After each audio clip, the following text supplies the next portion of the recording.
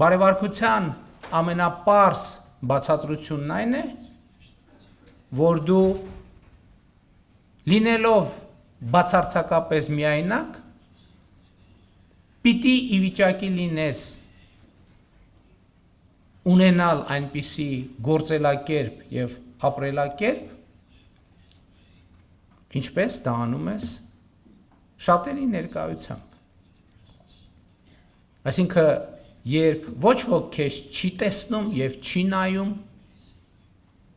դու շարունակես ապրել այնպես, կարծես բոլորը տեսնում են քեզ և նայում են քեզ։ Սա ինձ համար ընկալում է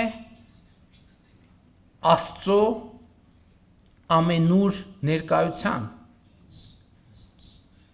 որովհետև երբ որ բոլորը քեզ տեսնում են, քեզ տեսնում է Աստված, երբ որ քեզ ոչ ոք չի տեսնում, Աստված միևնույնն է քեզ տեսնում է, և եթե այս ըմբռնումը չկա յուրաքանչյուր անհատի մեջ,